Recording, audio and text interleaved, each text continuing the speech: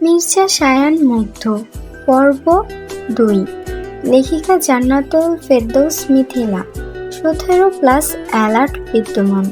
পুরনো ইউরোপিয়ান স্থাপত্য এবং আধুনিক ডিজাইনের মিশেলে তৈরি মনস্টার প্যারাডাইস।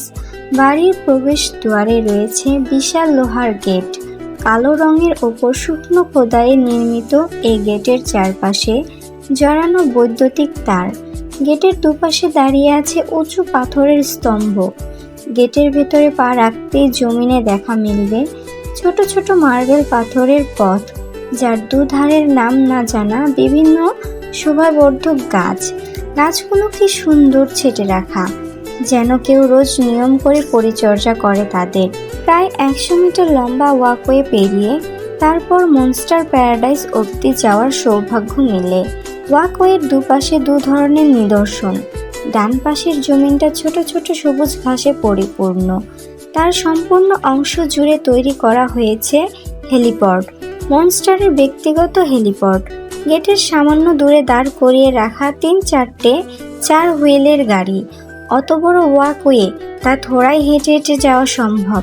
কেউ যদি এ পথে গাড়ি ছাড়া হেঁটে হেঁটে আসতে চায়, তাহলে নির্ঘাত তার হাত থেকে সময় ফসকাবে বেশ।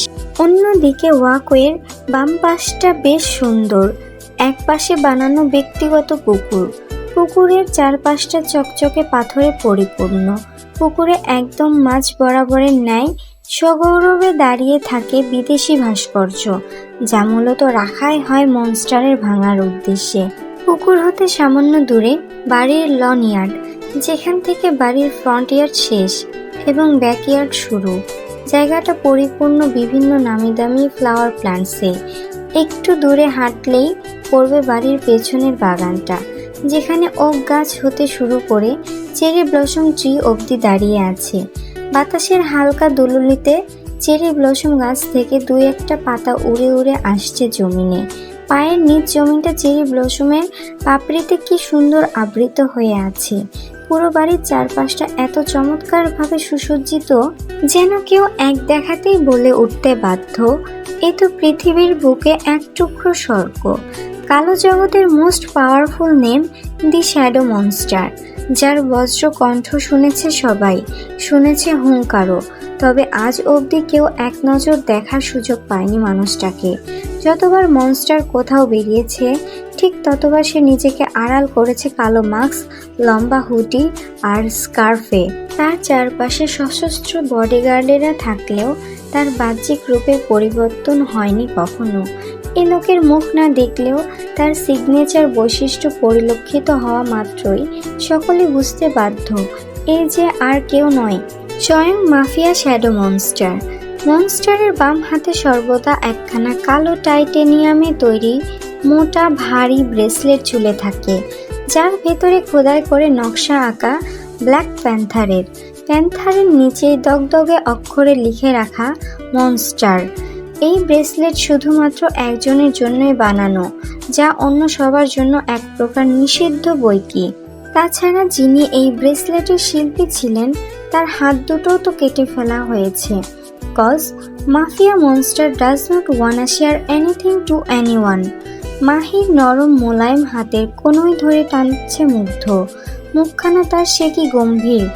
গালের খোঁচা খোঁচা দাড়ির উপস্থিতিতে লম্বাটে চোয়ালখানা কেমন তীক্ষ্ণ হয়েছে ব্লেডের ন্যায়।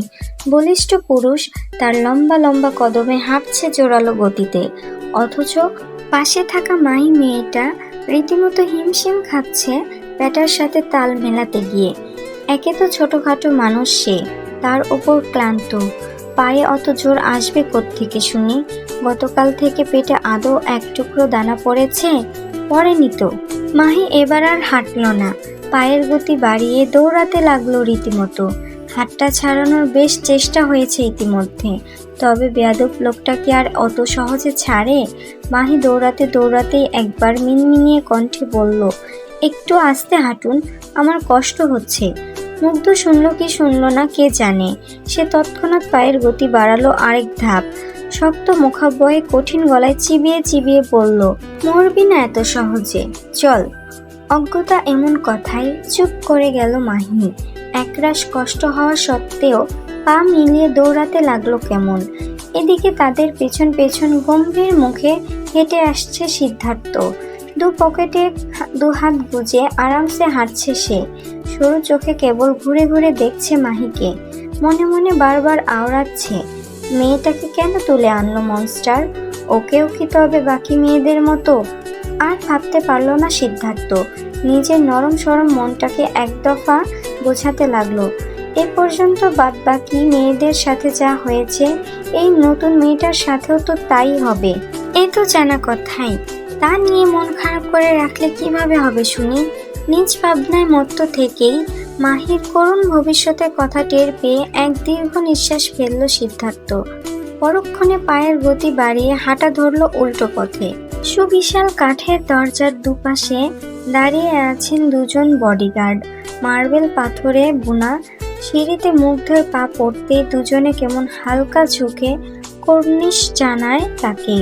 এতে গম্ভীর পুরুষের কোনো রূপ ভাবান্তর হলো না। সে একইভাবে টানছে মাহিকে। এবারেও মাহি মেয়েটার সঙ্গে ঘটল আরেক অঘটন। মুগ্ধ সামনে 2 সিঁড়ি উপরে আর মাহি এখনো 2 সিঁড়ি নিচে। লং কুর্তির সঙ্গে পা বেঁধে মেয়েটা আবারও হোঁচট খেল সম্মুখে।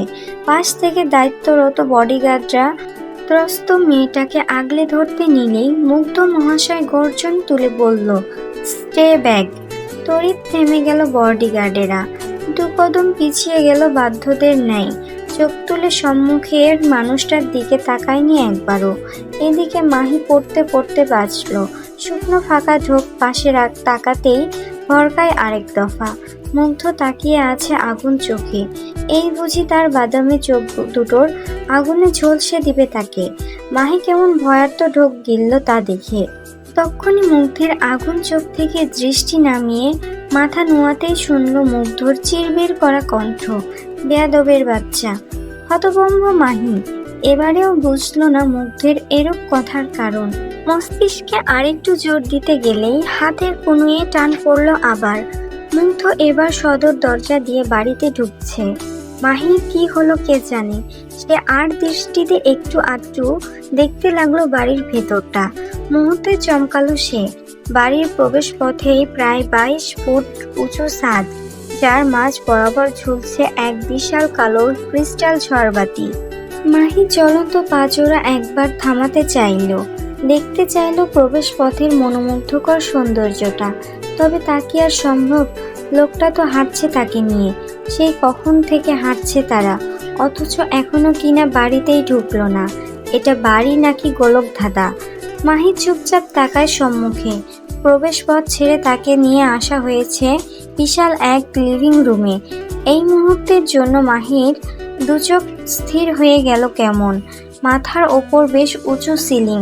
বাড়ির এই জায়গাটায় মনে হচ্ছে গোলাকার। লিভিং রুমেও ধরা দিয়েছে আরেক সৌন্দর্য। গোলাকার লিভিং রুমটার মাঝখানে বেশ জায়গা জুড়ে নিচু সিঁড়ি করা হয়েছে। সিঁড়ি ডিঙিয়ে নামতে হবে নিচে, সেথায় বসার জায়গা। পায়ের তলায় স্পষ্ট সুইমিং পুল। হাঙরের মতো বড় বড় মাছ নড়ছে তাতে। তার ওপর বসিয়ে রাখা দামি মখমলের সোফা সেট। মাহির গা কাটা দিয়ে উঠল এহেন লিভিং রুম দেখে। মেয়েটা ভয়ে জড়সড় হয়ে যেই না পিছু হটবে, অমনি মুগ্ধ তাকে টানতে টানতে সিঁড়ি দিয়ে নিচে নামালো। মাহি এবার জোরাজোরি করছে নিজের হাতটা ছাড়াতে। সে কিছুতেই পা রাখবে না ওই হাঙরের লিভিং রুমে। দাঁড়ালেই যদি কাঁচ ভেঙে পড়ে যায় সুইমিং পুলে, তখন? মাহি এবার ভয়ে কেঁদেই দিল। কাঁদতে কাঁদতে অনুনয় করে বলল, প্লিজ আমি নিচে নামবো না, আমার ভয় করছে। মুগ্ধ কি আর অত কথা শোনে? সে তক্ষুনি এক হ্যাঁচকা টানে মাহিকে ছুঁড়ে ফেলল লিভিং রুমের স্বচ্ছ কাচের মেঝেতে। মাহি উপর হয়ে পড়ল মেঝেতে। পর মুহূর্তে চোখ খুললেই দেখল তার ঠিক নিচে সবগুলো মাংসাশী হাঙর কেমন একজোট হয়েছে তাকে দেখে। মাহি বাকরুদ্ধ ভয়ে। হাঙরগুলোর তীক্ষ্ণ দন্ত চক্ষুগোচর হয়েতেই কাঁপতে লাগলো সপ্তদশী। এক মুহূর্ত স্থির থেকে পরক্ষণে দিল এক বিকট চিৎকার। কোনো মতে মেঝে থেকে উঠে বাচ্চাদের মতো 2 হাতে ভর দিয়ে সরে গেল অন্যত্র। মুগ্ধ দেখল ক্রূর হাসি লেপটালো ঠোঁটের কোণে। পকেট থেকে ফের একখানা মোটা সিগার বের করে এনে ঠোঁটে কুঁচলো আয়েশে। লাইটার দিয়ে সিগারেট শেষ ভাগ ধরিয়ে দিল এক লম্বা টান। সেই টানে কি যে সুখ পেল ছেলেটা, যার দরুন স্বস্তিতে চোখ দুটো বন্ধ হয়ে এলো তার। মুখের দূষিত ধোঁয়াটুকু বেশ কিছুক্ষণ মুখ গহ্বরের আটকে রেখে গম্ভীর গলা উঁচিয়ে ডাকলো, মেইডেন। ব্যাস একটা ডাক, যা কর্ণগহ্বরে পৌঁছাতেই গা কাটা দিয়ে উঠল বাড়ির সকল মেয়েদের। মিনিটের ব্যবধানে প্রায় 25 জন কেমন তস্ত্র পায়ে ছুটে এলেন তক্ষণি। সবচেয়ে বুজুর্গ মেয়েড ইরা। বৃদ্ধ বয়সী নাদোষ নদোষ গায়ের গরনে মহিলাটি এগিয়ে এসে হালকা ঝুঁকে কুর্নিশ জানায় মুগ্ধকে। মুগ্ধ এবারেও প্রতিক্রিয়াহীন। সুদর্শন মুখখানায় ভারী গাম্ভীর্যের ছাপ। আঙুলের ভাঁজে থাকা সিগারে আরেকটা টান বসিয়ে তীক্ষ্ণ চোয়ালখানা নাড়িয়ে গমগমে গলায় আদেশ ছুড়লেন, ওকে আজ রাতের জন্য তৈরি করুন। আম হাংরি। কথাটা বলে আর এক মুহূর্তও দাঁড়ালো না মনস্টার। তৎক্ষণাৎ গটগট পায়ে হাঁটা ধরল উল্টো পথে। এবার তার নিজের আস্তানায় যাওয়ার পালা। কতদিন হলো যায় না সে। এদিকে তার চলে যাওয়ার পরও সব মেয়েরা কেমন স্থির হয়ে মাথা নুয়ে দাঁড়িয়ে আছে। বৃদ্ধা ইরা কেবল দীর্ঘ নিঃশ্বাস ফেলল। ধীরে ধীরে নিজের কুঁচকে যাওয়া চামড়ার হাতটুকু সামনে ধরে ভাবতে লাগলেন, এ হাত দুটো দিয়ে ঠিক কতগুলো মেয়েকে তৈরি করলাম আমি, ঠিক কতগুলো। মেইডেন। ইরার ধ্যান ভাঙল পেছন থেকে ধেয়ে আসা সিদ্ধার্থের কণ্ঠে। তিনি তখনই পেছনে ঘুরলেন। ফর্সা মুখখানায় আধার নেমেছে তার, চোখ দুটো হয়ে গিয়েছে ছল ছল। সিদ্ধার্থ এক মুহূর্ত চুপ থেকে বোঝার চেষ্টা করলো ইরার মনোভাব, তবে কিছুই তেমন বোধগম্য না হওয়ায় সে প্রশ্ন করেই বসল, কি হয়েছে তোমার? এভাবে মুখে আধার নামিয়ে দাঁড়িয়ে আছো কেন? ইরা ফোপাতে লাগলেন কেমন। দুহাতে নিজের ঘাড় সমান হলদেটে চুলগুলো চেপে ধরে কাঁদো কাঁদো মুখে বলতে লাগলেন, রাক্ষসের ক্ষুধা পেয়েছে সিড, আজ আবারও রাক্ষসের ক্ষুধা পেয়েছে। ভরকায় সিদ্ধার্থ। তৎক্ষণাৎ হচকচিয়ে জিজ্ঞেস করলো, মানে? আই মিন টু সে, কাকে চাইছে আজ? এরা ফোপাতে ফোপাতে আলতো করে আঙুল তাক করলেন অদূরে লিভিং গ্রাউন্ডে জ্ঞান হারিয়ে লুটিয়ে থাকা মাহির পানে। মেয়েটা অতিরিক্ত ভয়ে আবারও জ্ঞান হারিয়েছে। বিস্ফোরিত দৃষ্টিতে তাকায় মেয়েটার পানে। হতবাক সুরে বিড়িয়ে বলে, ওহ নো। শীতাতপ নিয়ন্ত্রিত হিমশীতল কক্ষ। মখমলের বিছানায় এক টুকরো গোলাপের পাপড়ির ন্যায় পড়ে আছে মাহি। ঘন কারুকার্যের কাঠের খাট, যার চারকোনার স্ট্যান্ডে ঝুলছে পাতলা ফিনফিনে পর্দা। ঘরের একমাত্র বিশালাকার জানালা, যার পরিধি পুরো একটা দেওয়াল জুড়ে। সেখান থেকে চাঁদের মিষ্টি আলো এসে আছড়ে পড়ছে পুরো রুমে। পুরো কক্ষে লাইটের আলো না থাকলেও সম্পূর্ণ কক্ষ জুড়ে ছেয়ে আছে চাঁদনির উপস্থিতি। বিছানায় পড়ে থাকা মাহির এতক্ষণে জ্ঞান ফিরল বোধ হয়। সে পিটপিট করে চোখ দুটো মেলতে লাগলো। সারাটা দিন না খেয়ে থাকায় শরীরটা আর সায় দিচ্ছে না তার। সর্বাঙ্গে জুড়েছে তীব্র ব্যথা। মাথা ভর্তি ভোঁতা যন্ত্রণার কবলে পড়ে চোখ মুখ কুঁচকে যাচ্ছে মেয়ের। তবুও সে কোনো মতো নিজের চোখ দুটো খুলল। ঝাপসা দৃষ্টিতে সম্মুখে হঠাৎ এক অপরিচিত বয়স্ক মুখ দেখেই লাফিয়ে উঠল ভয়ে। গলা ফাটিয়ে চিৎকার দিতে যাবে অমনি পৌরা এসে মুখ চেপে ধরে মাহির। মাহি বিস্ফোরিত দৃষ্টিতে তাকিয়ে রইল কেমন। এদিকে পৌরা তখন ফিসফিসিয়ে বলে, ভয় নেই, আমি ইরা, তোমার মেইডেন। ভয়ার তো মাহি কি বুঝলো কে জানে। সে কেবল চুপ করে শুনল কথাটা।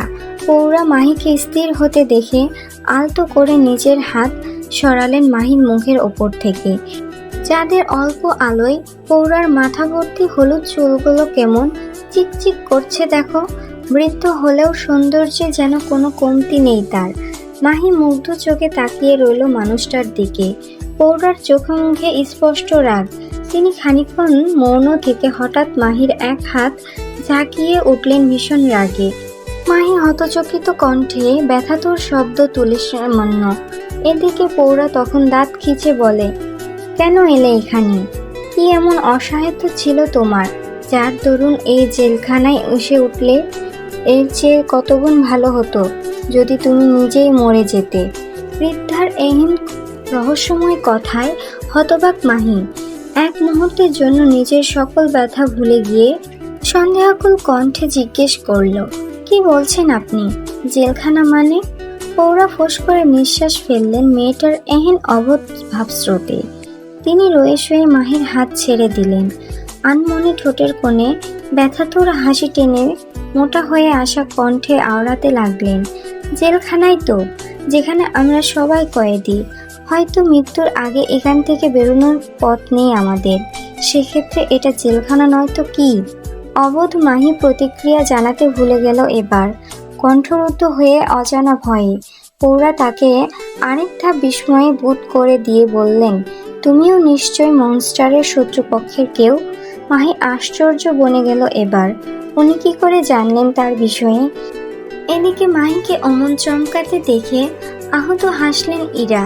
বিছানা ছেড়ে উঠতে উঠতে বললেন, হয়তো ভাবছো আমি কিভাবে জানলাম, তাই না? আসলে এর জেলখানাতে কেবল মনস্টারের শত্রুপক্ষের দুর্বলতাগুলোই আসে, কারণ এখানে জনসাধারণের প্রবেশ নিষেধ। What ever. শোনো মেয়ে।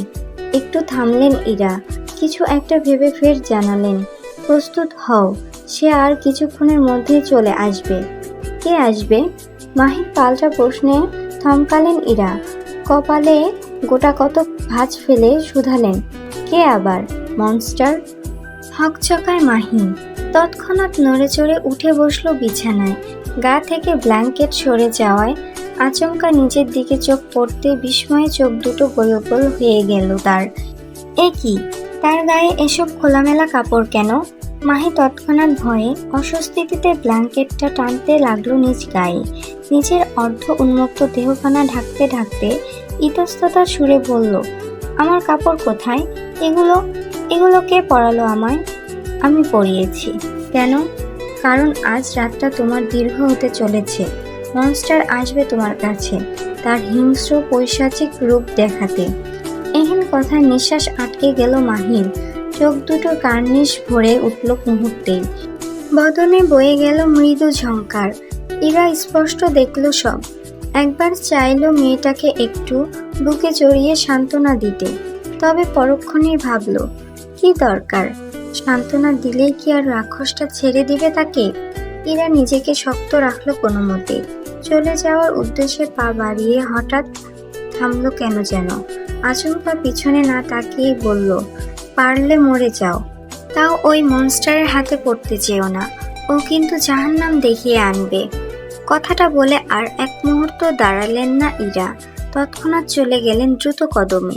এদিকে বিচলিত মাহি নিজেকে নিয়ে বড্ড চিন্তায় পড়ল যেন। এবার কি করে বাঁচবে সে? কি করে নিজেকে বাঁচাবে ওই রাক্ষসের হাত থেকে? অস্থির মাহি উদ্ভ্রান্তের ন্যায় এদিক ওদিক মাথা ঘোরালেন, খুঁজতে থাকে বাঁচার শেষ সম্বলটুকু। এরই মধ্যে হঠাৎ তার নজর আটকায় বিছানার চারপাশের স্ট্যান্ডগুলোর দিকে, যা উচ্চতায় বেশ উঁচু। স্ট্যান্ডের গায়ে ঝুলছে সফেদ রঙের পর্দা। মাহি এক মুহূর্ত কিংকর্তব্য বিমূঢ় হয়ে তাকিয়ে রইল সেদিকে। তার অবচেতন মস্তিষ্ক বারবার বলছে, তুমি যেটা ভাবছো তা একেবারে ভুল, অন্যায়। কিন্তু অবোধ মনটা তার বলছে অন্য কথা। তারা যদি কথা বলতে জানতো তাহলে হয়তো বলতো, মরে যা মাহি, একটা শয়তানের হাতে নিজেকে এত সহজে বিলে দিস না। মস্তিষ্ক এবং মনের দোটানায় আটকা পড়েছে মাহি। সঠিক সিদ্ধান্তে এখনো উপনীত হতে পারেনি মেয়েটা। একবার ইচ্ছে করছে মস্তিষ্কের কথা শুনতে, আরেকবার ইচ্ছে করছে মনের। মাহি তৎক্ষণাৎ নিজের মাথাটা চেপে ধরে দুহাতে কাঁদতে কাঁদতে বিড়বিড় করে বলে, সম্ভব না, ওই শয়তানের কাছে নিজেকে বিলিয়ে দেওয়া সম্ভব না। আমি থাকবো না, আমি মরে যাব। হ্যাঁ, আমি তাই করব। অবশেষে মস্তিষ্ক পরাজিত হলো মনের জোরের কাছে। সপ্তদশী টলমল শরীরে তৎক্ষণাৎ উঠে দাঁড়ায় মখমলের বিছানায়। পরক্ষণে শরীরের সর্বশক্তি দিয়ে স্ট্যান্ডের ঝুলানো পর্দাগুলো এক টানে ছিঁড়ে আনে। একাংশ গাঁট বাঁধে স্ট্যান্ডের আগায়, তারপর আরেকাংশ গোলাকার গাঁট বেঁধে হু হু করে কাঁদতে কাঁদতে বলে, আই এম সরি আব্বু, আমি নিজের গায়ে কোনো কলঙ্ক নিয়ে বেঁচে থাকতে পারবো না। চলবে। পরবর্তী পর্বটি সবার আগে পেতে চাইলে সাবস্ক্রাইব করুন, লাইক কমেন্ট শেয়ার করে পাশে থাকুন।